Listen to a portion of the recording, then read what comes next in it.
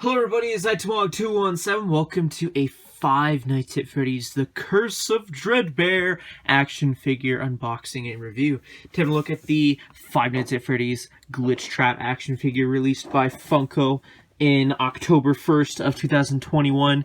There are 4 of these action figures to collect, and I don't know, they kind of had a little bit of a limited run to my understanding because, you know, they're Halloween themed. Now, in terms of how much these retailed for, they retailed, from what I'm able to research, for $17.99 Canadian and $12.99 USD. And this is based off of the DLC / the VR game for the Five Nights at Freddy's game called Help Wanted. It's a VR game, but The Curse of Dreadbear is a DLC for that game. Now, you don't necessarily have to play it as a VR game, but yeah. So, yeah, also, huge shout out to my good friend Jordan for supplying this figure for review purposes. Much appreciated, buddy. Thank you for loaning this to me for review. But yeah, with that information out of the way, let's go right ahead and open this figure up and take a look at him.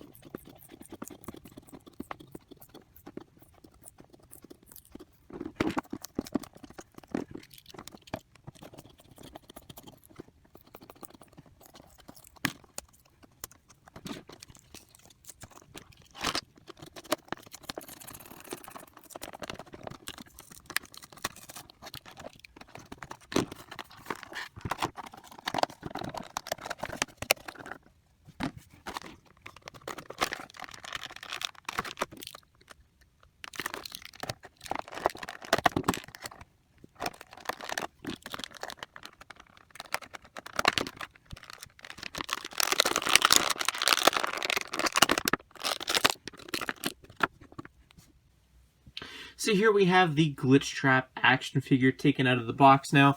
Kind of an interesting process to take out the packaging if you want to keep it in a near mint condition. But yeah, one thing I did notice when you take it out of the packaging is that the joints are prone to pop off, but that's fine.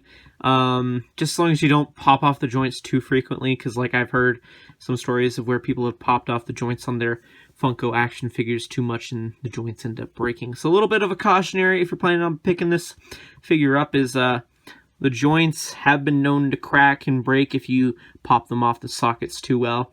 I must say, this looks almost perfect in terms of how Glitchtrap actually appears in-game. As for the posability of this figure, his leg does swivel pretty nicely. You can not really get a kick out of him.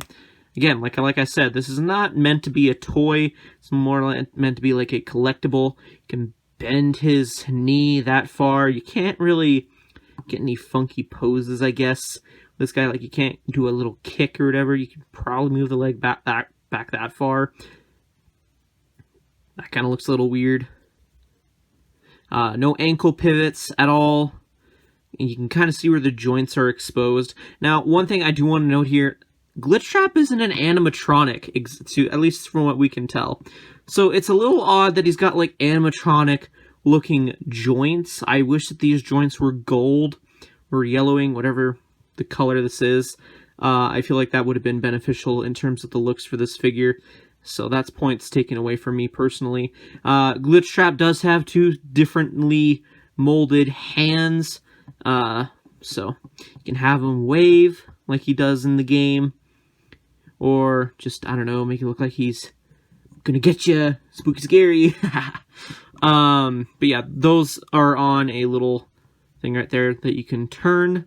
They are fixed in place. There is no movable posability to the figure's fingers, unfortunately, on both hands, as you can see right there. Unfortunately, but still, that looks pretty cool, just the way it is. Moving on to that, the elbows, you know, that's pretty good, I'd say, for posability. The arms, a little bit of a tight ball joint out of box, so be careful with that, I'd say. It's odd because the one arm is tighter than the other, at least that's how it feels on the one. The head, while it does have some nice molded in painting, I do want to point out that the eyes do a little bit look up here overpainted on this copy of the glitchtrap figure, and I don't think those whiskers go out that far. I kind of wish there would have been some molded whiskers that kind of just to pop out. I don't know, my personal preference. And again, the head can move, but it's a tight joint right there, and you can only just turn around in a circle. You can't like pose it up or down, unfortunately. I don't know, I wish that was possible, but he does have a nice little jacket with a little bow tie. Definitely reminds you of Spring Bonnie for those who are FNAF fans. And I really wish they would have used a better color technique to highlight the stars on his vest, because they're barely visible. Like, you really have to concentrate in order to see the stars on his vest.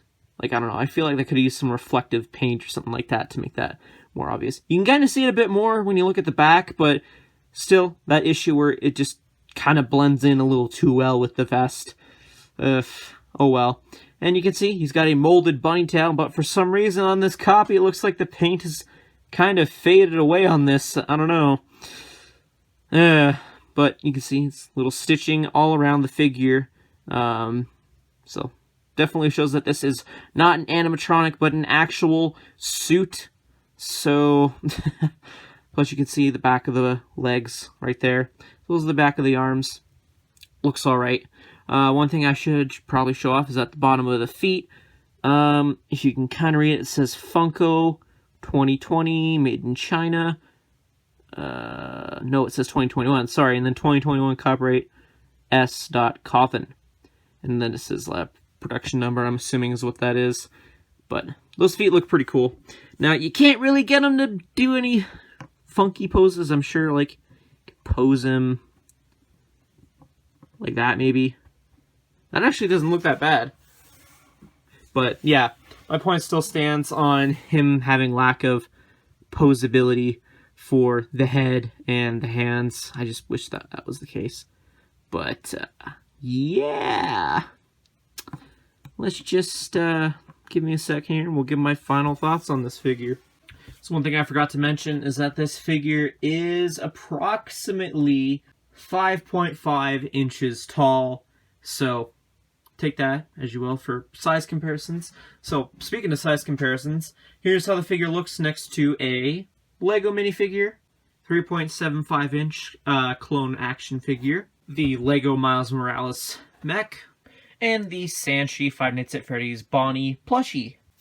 Overall, this is a pretty cool and detailed Five Nights at Freddy's action figure. I would definitely recommend picking this up if you're a Five Nights at Freddy's fan. Besides, like, the joint issues, or lack thereof, for poseability, and the little issue with the stars on the vest, I'd say this is a pretty cool figure to have in your collection on display. Personally, I think it looks cooler in the box, but if you take it out of the box, it's still pretty cool to have on display with your Five Nights at Freddy's merch. So I'd say definitely pick it up if you're looking at picking it up. But yeah, anyway, thank you everyone so much for watching. I hope you all enjoyed. Also, thank you again to Jordan for providing this figure for review purposes. If you enjoyed this review, consider leaving a like, subscribe if you're new to the channel, hit that bell notification, be very much appreciated. And yeah, again, thank you so much for watching, and I will see you all in a future video. Until then, see you later. Bye.